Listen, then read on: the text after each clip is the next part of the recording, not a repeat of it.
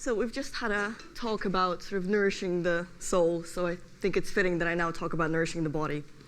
So in particular, I want to talk to you about a sentence which you might have said yourself at some point, or you've heard someone else say. And the sentence is this: losing weight is easy. Just eat less and exercise more. And you see this in the media a lot, so it'll come up as a sort of sarcastic headline from the University of Obvious every once in a while.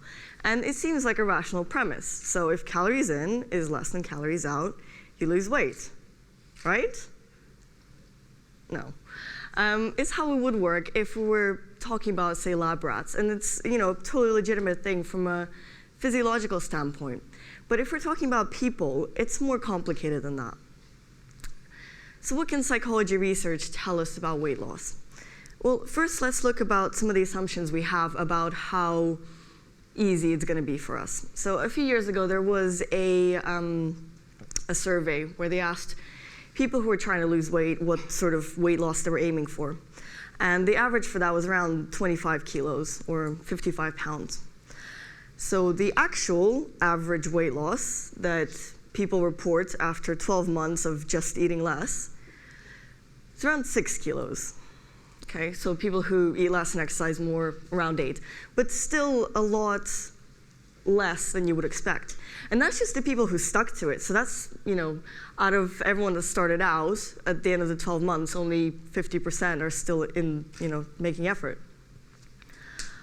So also problem is that once we lose this weight, the amount will vary depending on what you're doing. What happens afterwards is that we gain at least some of it back.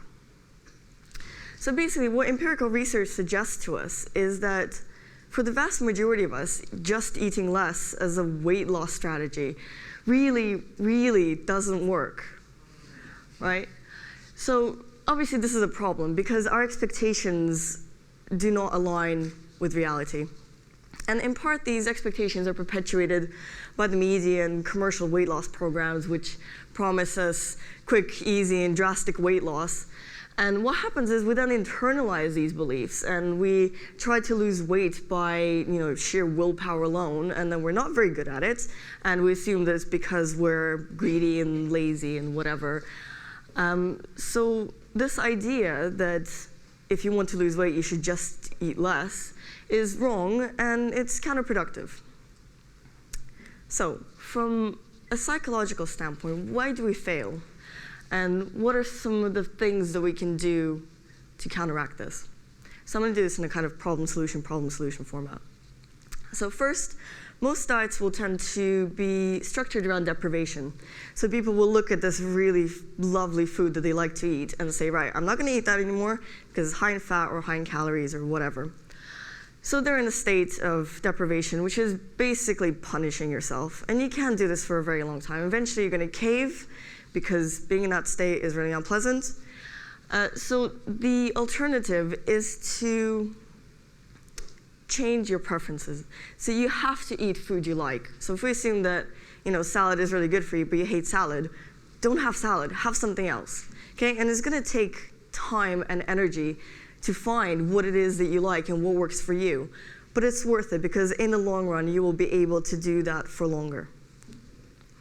Now, the second thing is self-control. And I touched upon this briefly, but we have this idea that if only we had enough willpower, weight loss would be really easy. Now, what psychology tells us is that we have a finite amount of self-control.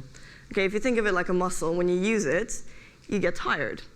And that's what happens with self-control. We exert self-control, we become fatigued. In psychology, this is called ego depletion. And then we're less able to use self-control again.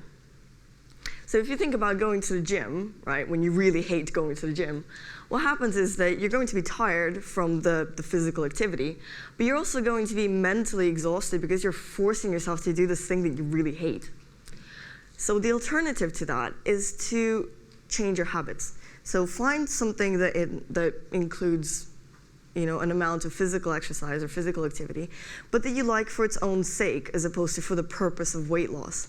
That, if you think of it as sort of picking up a new hobby, so you're changing the things that you do on a regular basis, but it incorporates something that is beneficial to your weight loss goal.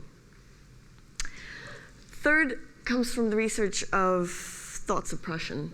And this has the very technical term, the white bear effect. And the way it works is like this. Don't think of a white bear. What are you thinking about? White bear. So it works the same way with, say, pizza. So if you're telling yourself, don't think about pizza, all you're going to be thinking about is pizza. And this happens because when we try to suppress thoughts, we have to, on a preconscious level, scan for the thought that we're trying to get rid of. And that means we have to be aware of what it actually is. So then it starts popping up in our consciousness, and we have to constantly suppress it, and we do this over and over again, and it's really tiring to do. So say you're trying to lose weight, and you're sitting at home on a Thursday night, and you think, wow, I really want pizza right now. So, you think, right, try and distract yourself or do something else. But the pizza thought keeps popping up. So there are two things you can do. One, you can kind of give up and give in and get a takeaway, eat it in one sitting, and wake up the next morning with a cheese hangover, hating yourself.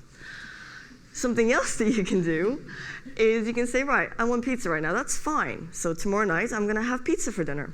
I'm going to make it myself, so I'm going to know exactly what's in it. I'm going to put all these really lovely, nice toppings on it, and I'm going to really kind of savor and enjoy it. Now, this is the positive thing. You're indulging your cravings and your ruminations in a positive way. And so this is basically 2 points. The first is sort of mindfulness, is being aware of what you're eating and what's in it.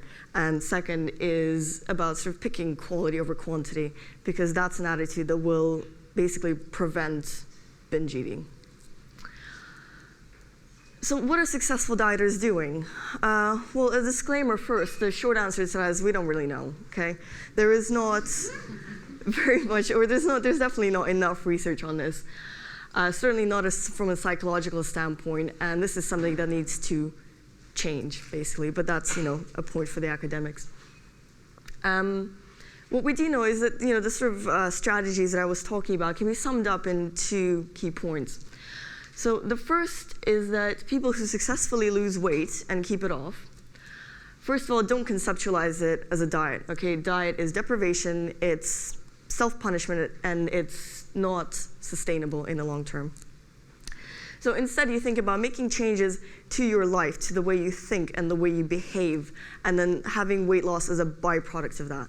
So it's about treating your body well and with sort of positivity and kindness. So it's about improving your life, not just losing weight. The second thing is that they will take a personalized approach. So eat the foods that you like, exercise at times that work for you. Consider your schedule, your commitments, your preferences, and then work to that instead of tearing out the latest fad diet from a magazine and hoping that works, because it won't. So we have to accept that even those 2 things are very difficult to do. They take time and they take effort. But with the right support, it's easier. By support, I mean having the right advice and the right strategies to deal with things that make weight loss difficult from a psychological standpoint with the right cognitive skills. So weight loss counseling does a number of things. It realigns people's expectations so they know that they won't lose 25 kilos in a year, which means they won't feel demoralized and miserable. It gives a more sustainable way to lose weight, so it's something that you can do more long-term as opposed to for 6 months before you get sick of it. And more importantly, what empirical research suggests to us, my clicker is broken, there we go. It suggests to us that people who receive this type of support not only lose more weight, but also maintain that loss. So the take-home message from all of this is that weight loss is not just about self-control. It's not about your willpower. It's about a lot more than that. And that's the way we need to start thinking about it. So the concluding thought here is that losing weight shouldn't be about eating less. It should be about thinking differently. Thank you.